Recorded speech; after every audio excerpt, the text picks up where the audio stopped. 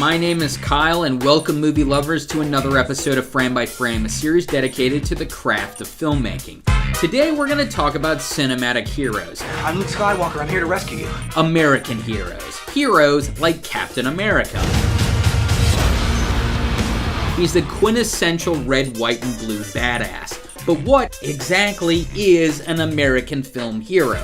What's the origin of the archetype? And how do these silver screen supermen reflect our culture at large? To find out, let's roll back the clock to ancient Greece, the birthplace of the Western hero. So what we Americans think of as a hero has its roots in Homer's Iliad. Homeric heroes were warriors who valued honor above all else. They wished to die defending their society's principles. Western heroes also embody the Platonic Aristotelian virtues of justice, courage, and prudence. The journey of Western heroes follows a pattern described in Joseph Campbell's monomyth as well. They leave their home, go through an initiation process, then reintegrate back into society. There they use the skills learned during their initiation to enforce communal justice. Now, as a Western culture, we Americans use this archetype as a basis for our heroes. Just look at Hollywood's most iconic leading men, John Wayne and Humphrey Bogart. What were the roles that defined them? For Wayne, I'd argue it was his turn as Ethan Edwards in John Ford's 1956 film, The Searchers. Wayne played a man who left home to fight as a Confederate in the Civil War. After his battlefield initiation, Wayne reintegrates with his brother's family in West Texas. So when Comanches kill most of his brother's family and kidnap his niece, Wayne uses his combat experience to track the Indians down.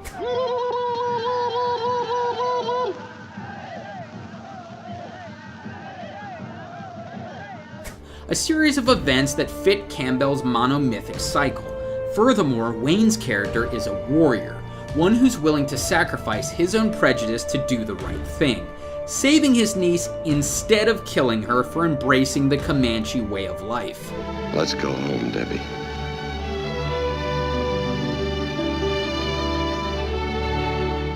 All right, Major, you asked for it. Now take Humphrey Bogart's defining role as Rick Blaine in Michael Curtiz's 1942 film Casablanca. Bogart plays an American expat who fought as a loyalist in the Spanish Civil War. After the conflict, he reintegrates into Morocco's largest city, Casablanca. See the similarities? We've got another warrior whose journey aligns with a monomythic cycle. And when his former lover Elsa requests his help to evade the Nazis, Bogey plies his trade, ultimately sacrificing a second chance with Elsa to help her husband in his fight against the Nazi threat. It's a selfless act, one akin to the sacrifice Wayne makes in The Searchers. But back to Captain America. Before he became Cap, Steve Rogers was a scrawny kid from Brooklyn who left home to fight in WW2. His initiation began with an experimental procedure that turned him into a super soldier.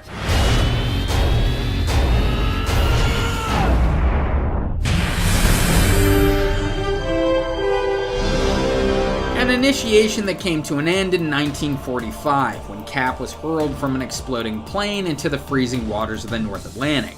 Now, years later, the submariner would find Cap's frozen body, the Avengers would resuscitate him, leading to his reintegration into society. From there, Steve would dole out American justice one shield strike at a time. But does Cap's story adhere to the monomythic cycle? Absolutely. Is he a warrior, though, like all Homeric heroes? Well,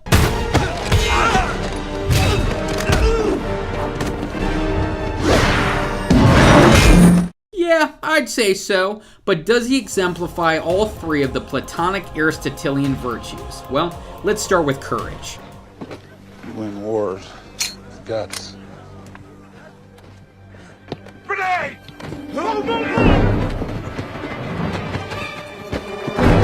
Get away! Get back!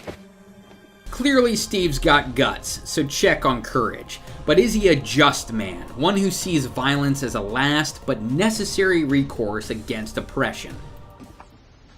Do you want to kill Nazis? Is this a test? Yes. I don't want to kill anyone. I don't like bullies. I don't care where they're from. Alright, we're 2 for 3, but what about the last virtue, prudence? Well, Cap is known for his self-discipline. The guy is definitely respectful, sometimes to the point of awkwardness, especially when it comes to what he calls, well, fondue. Well, what about you and Stark? How do I know you two haven't been fonduing? Now, the final question. Is Cap willing, like other Western heroes, to sacrifice himself for the greater good? Well, do you remember that plane crash I mentioned earlier? If not, let's cue up the first Cap movie to see how it went down. No pun intended. You know, I still don't know how to dance.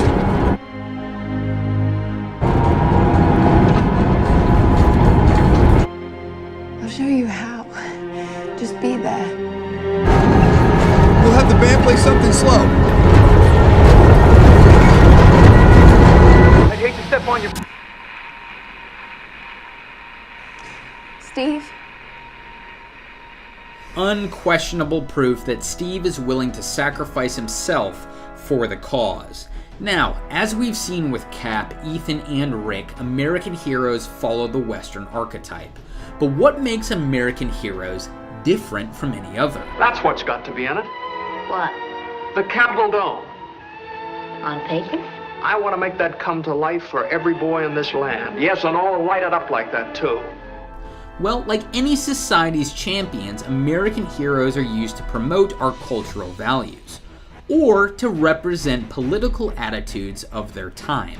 Take, for example, the fact that America is a democracy. It's no coincidence Captain America's villains were frequently symbols of rival forms of government. Red Skull representing fascism, Alexander Lutkin, communism, Flag Smasher, anarchism, the list goes on. In Casablanca, Rick is the personification of pre-World War II American isolationism. Just watch this exchange to see what I'm talking about. If you're thinking of warning him, don't put yourself out. He cannot possibly escape. I stick my neck out for nobody. A wise foreign policy. Rick's decision to help Ilsa against the Germans, however, is a political statement as well, one justifying the United States' eventual involvement in World War II. And in The Searchers, the Comanches commit crimes so heinous that Ethan's racism almost seems warranted. It's an attempt to rationalize our ancestors' role in the genocide of the Native American.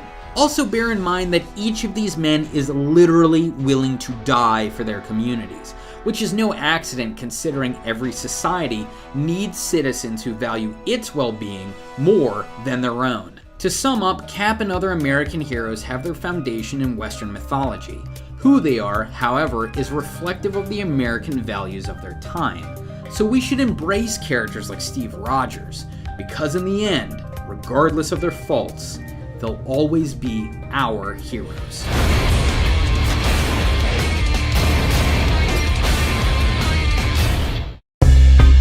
Now Cap, like all the heroes I mentioned, is a formidable American icon, which makes him a perfect representative of this month's Loot Crate theme, Power, an ode to audacious Avengers and freedom fighters everywhere.